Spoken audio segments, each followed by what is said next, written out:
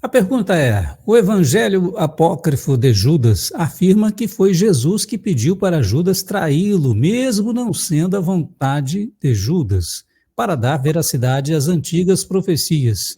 Isso é verdade? De fato, o Evangelho de Judas afirma isso.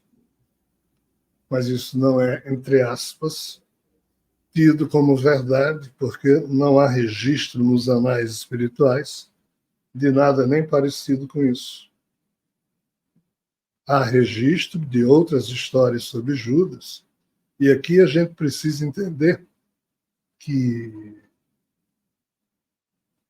após a morte de Jesus e após a morte dos apóstolos, Judas foi o primeiro que ele se suicidou quando viu Jesus ser crucificado por uma artimanha que ele criou, mas não era traição, nunca foi.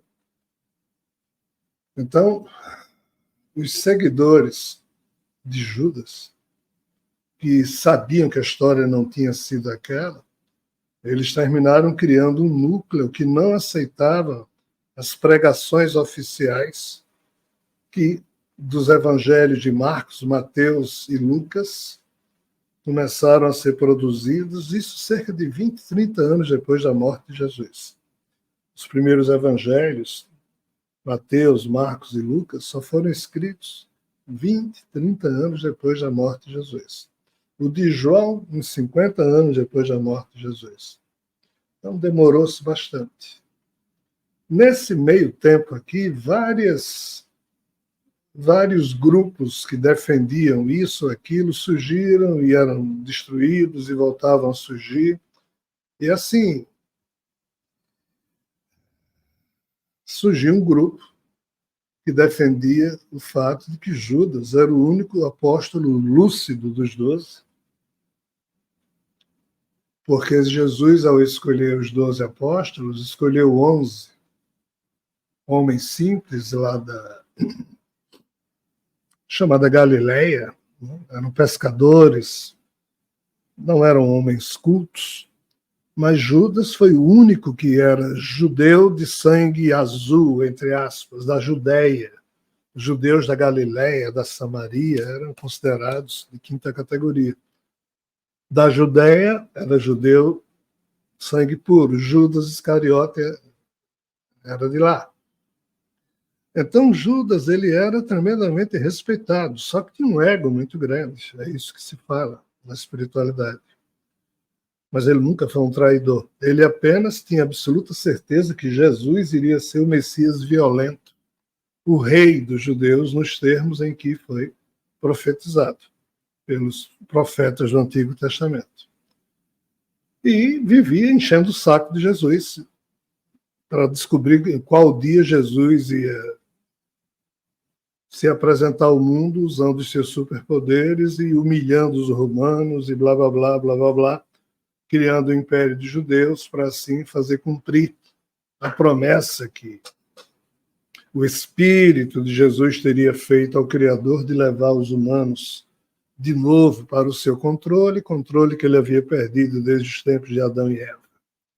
Pode parecer simplório, mas é exatamente isso que esses humanos de então acreditavam, e Jesus disse: Judas, eu não vou conseguir como ser humano fazer isso nem a pau. E Judas imaginava que Jesus estava só esperando a hora correta de dar o seu pulo do gato, no sentido de se transformar no Messias anunciado pelos profetas, e esse dia nunca veio, e Judas vendia a amizade que ele tinha com Jesus lá no Sinédrio para se fazer importante também para o Sinédrio. E o Sinédrio encheu o saco com Judas, porque Jesus começou a criticar os fariseus e saduceus lá do Sinédrio, então todo um enrolado aí existiu. Eu já expliquei isso em inúmeras palestras. E Judas, então, recebeu um ultimato do Sinédrio que, como Jesus invadiu Jerusalém em plena Páscoa e começou a criticar os vendilhões dos templos, que eram laranjas de várias figuras do Sinédrio, então disseram para Judas: ou você cala a boca desse teu amigo aí, ou ele então faz o que tem que fazer até quinta-feira, porque na sexta-feira as delegações chegam, a Páscoa é no sábado, no domingo. Então Judas tinha esse deadline, esse limite. E Jesus sabia que o Sinédrio tinha dado esse limite a Judas. É por isso que na quinta-feira, antes da sexta, em que Jesus foi crucificado, na tal última ceia, Jesus, meio pesaroso, sabendo que ia se ferrar, disse: ó, algum de vocês aqui irá me trair, coisa e tal, blá, blá, blá. E Judas pensou que aquilo era um sinal de Jesus para ele fazer. Fazer o quê? Ir ao Sinédrio e dizer: ó, ele está pronto, pode ir lá, que ele vai dar o show dele e vai assumir todos os seus superpoderes. E os guardas do Sinédrio foram lá com Judas, e Judas ficou besta, porque Jesus não usou dos seus poderes para escapar, ao contrário, se deixou prender, se deixou crucificar. E então, assim, essa história, depois que Jesus morreu, ela se espalhou, e Judas, que foi o cara que levou a tropa do Sinédrio, o Sinédrio era judeu, né?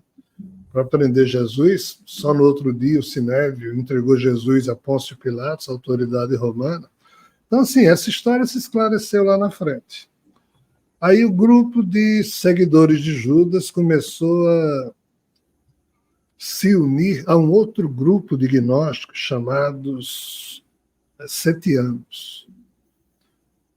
Setianos eram gnósticos judeus que seguiam os preceitos de Sete. Sete é o filho de Adão. Adão, Sete, Enos, Cainã, Malalel, Jared, aquela genealogia bíblica.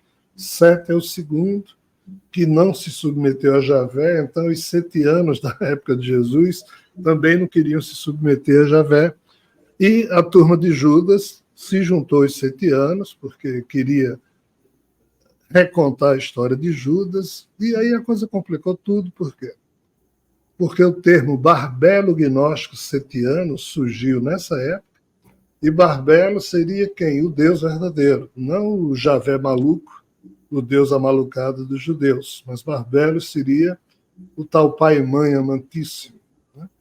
Então surgiu um grupo gnóstico, e Maria Madalena ajudou esse grupo, que tentou recontar a história dizendo que Jesus era o enviado desse Barbelo, que o reino de Barbelo, o tal chamado paraíso, blá, blá, blá, blá, blá, blá, a gente pode chamar isso de Perpério nos termos em que eu estou usando na revelação cósmica, mas é a mesma história.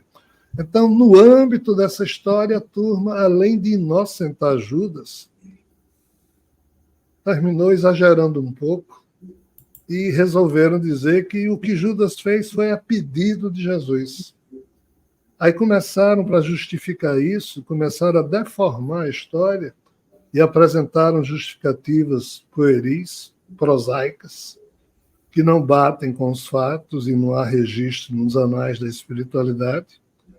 E assim, eles quiseram transformar Judas de bandido em herói e transferiram a culpa ou responsabilidade do que Judas fez para o próprio Jesus. É isso que o Evangelho de Judas, que foi encontrado há pouco tempo, traduz, e as pessoas não sabem o que entender, mas é exatamente isso que está lá, e a pergunta traduziu muito bem o que se encontra descrito nesse livro. Em resumo, o que é que eu diria? Judas, de fato, percebeu que se existia um ser humano digno de ser rei de alguma coisa, esse ser humano era Jesus. Ele tinha absoluta certeza de que Jesus era o melhor ser humano que já pisava na Terra. Além de ser um ser humano maravilhoso, tinha superpoderes, Judas sabia disso. Judas viu Jesus flutuando, caminhando sobre as águas, levitando, ressuscitando, fulano, curando não sei quem. Blá, blá. Então Judas sabia disso. Judas sabia da inteligência do seu mestre, porque ele era muito inteligente. Ele sabia medir a inteligência de Jesus, coisa que os demais apóstolos não. Então, assim, Judas tinha absoluta certeza que Jesus era o Messias. O erro de Judas foi não entender que Jesus não iria assumir o messianato, e o erro de Judas é porque Jesus, em sendo o imperador da terra, Judas queria ser o primeiro-ministro. Aí entra a ambição de Judas, o seu espírito, que é isso que na espiritualidade se conhece, mas isso não é um pecado, isso não é um equívoco. Todos nós, seres humanos, dependendo das circunstâncias que a gente vive, as nossas ambições se expressam obedecendo aos ditames de cada época.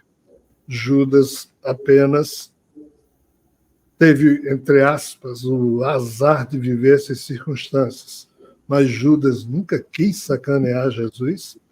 As 30 moedas que ele recebeu, aquilo não é dinheiro sendo pago a ninguém, é porque na época, do jeito que hoje, as instituições governamentais dão medalha de comenda do Cruzeiro do Sul para não sei quem, medalha de homenagem, uma espécie de uma comenda. O Sinédrio dava como comenda importante aos judeus que ajudavam a Judéia uma comenda, e a comenda era de 30 moedas de prata. E foi isso que Judas recebeu pelos relevantes serviços prestados ao Sinédrio, de ter identificado quem era o Messias, só que deu tudo errado. Então, o que Judas recebeu não foi dinheiro, foi uma comenda, coisa que muita gente adora andar com o peito cheio de medalha, de diploma, de não sei o quê, foi isso que ele recebeu. Agora, se Jesus poderia ter agido de forma mais honesta com Judas ou não, ou diferente do que agiu, isso é outra história que eles mesmo um dia têm que decidir.